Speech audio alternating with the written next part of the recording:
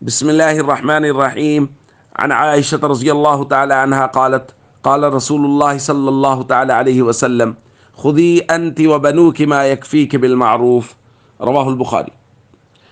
دوستو یہ الفاظ ایک بڑی روایت کا حصہ ہیں. سیدہ عائشہ رضی اللہ تعالیٰ عنہ بیان فرماتی ہیں قالت ہند ام معاویۃ لرسول اللہ صلی اللہ علیہ وسلم. حضرت ہند نے جو حضرت امیر معاویہ کی والدہ ہیں نبی پاک صلی اللہ علیہ وسلم سے درخواست کی ان ابا سفیان رجل شحیح، ابو سفیان تھوڑے بخیل آدمی ہیں. فہل علی جناح ان آخذ من مالہ سرا، کیا میں ان کے مال سے بغیر بتائے کچھ لے سکتی ہوں؟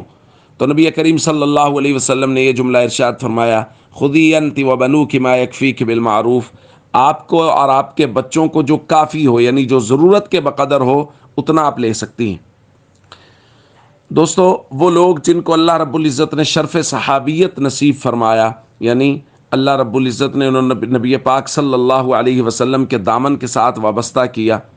وہ جس طرح زمانہ جاہلیت میں یا کفر کی حالت میں کفر پر مضبوط تھے، اسی طرح وہ اسلام میں آنے کے بعد اسلام پر بھی اسی قدر مضبوط اور ڈٹے رہے اور خالص دل سے اسلام قبول کیا. حضرت ہند خود فرماتی ہیں کہ میں نے حضور علیہ الصلوۃ والسلام سے آ کے عرض کیا ما كان على ظهر الارض من اہل خباء احب الی ان یذلوا من اہل خبائک، کہ پوری کائنات میں جو سب سے زیادہ کسی گھرانے کی ذلت مجھے پسند تھی وہ آپ کا گھرانہ تھا، لیکن آج کیفیت یہ ہے ثم ما اصبح اليوم على ظهر الارض اہل خباء احب الی ان يعزوا من اہل خبائک. آج کیفیت یہ ہے کہ روئے زمین پر آپ کے گھرانے کی عزت سے زیادہ مجھے کسی کی عزت محبوب نہیں ہے. جب اسلام قبول کیا تو اس قدر مضبوطی کے ساتھ کیا، اور انہی کے بارے میں حضور علیہ الصلوۃ والسلام نے بیان فرمایا تھا خیارہم فی الجاہلیہ خیارہم فی الاسلام. جو لوگ جاہلیت میں مضبوط تھے، وہ جو جاہلیت کے اندر مختار اور معزز لوگ تھے، وہ اسلام میں بھی معزز ہی شمار ہوں گے.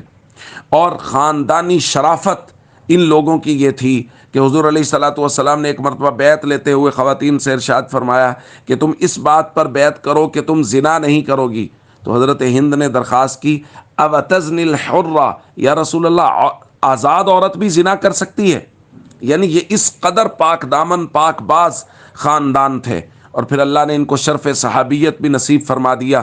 اس لیے حضرت امیر معاویہ ہوں، ان کی والدہ حضرت ہند ہوں، یا حضرت ابو سفیان ہوں، ان لوگوں کا دل سے احترام کرنا چاہیے، کیونکہ انہوں نے نبی کریم صلی اللہ علیہ وسلم کا دامن پکڑا اور بہت مضبوطی سے پکڑا، اور اسلام کو اس قدر مضبوطی سے تھاما کہ پھر چھوٹی چھوٹی باتیں بھی نبی پاک صلی اللہ علیہ وسلم سے پوچھ کے ان پر عمل کرتے رہے اور امت کی رہنمائی کرتے رہے. اس خاندان کا اور تمام تر صحابہ کرام، جو فتح مکہ سے پہلے ان کا مرتبہ زیادہ، جو فتح مکہ کے بعد ان کا مرتبہ کم، لیکن تمام تر صحابہ کے بارے میں قرآنی اصول ہے وَكُلًّا وَعَدَ اللَّهُ الْحُسْنَى، سب کے سب صحابہ کے ساتھ اللہ نے جنت کا وعدہ کر رکھا ہے. اس لیے سب صحابہ کرام کا احترام کریں، دل سے ان کے ساتھ محبت اور عقیدت رکھیں، اور ہمیشہ یہ دعا کریں کہ اللہ رب العزت ہمارا حشر صحابہ و اہل بیت کے ساتھ فرمائے. عن ابی ہریرہ رضی اللہ تعالی عنہ قال قال رسول اللہ صلی اللہ تعالی علیہ وسلم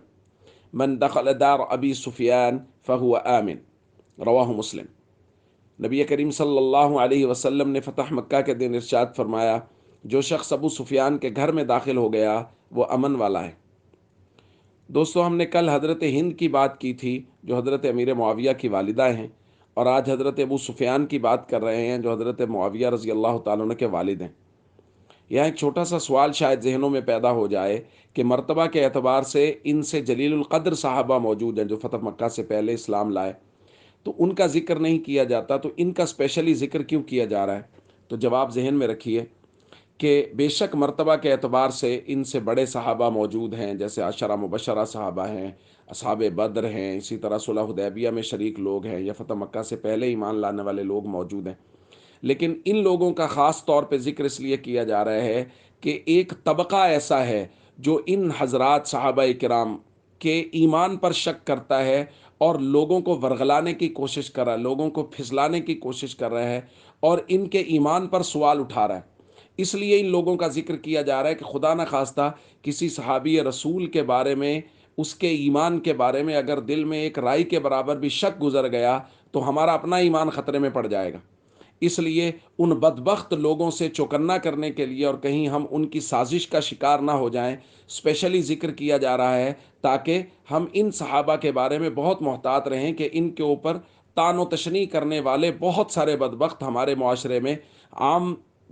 سٹیجوں پہ بھی مل جائیں گے، اور خاص طور پہ سوشل میڈیا پہ تو بھرمار ہے ایسے لوگوں کی جنہوں نے اپنی زندگی کا مقصد ہی یہ بنا رکھا ہے کہ حضرت امیر معاویہ، حضرت ابو سفیان، حضرت ہند اور ان سے متعلقہ جو لوگ ہیں ان کے اوپر طعن و تشنیع کرنے۔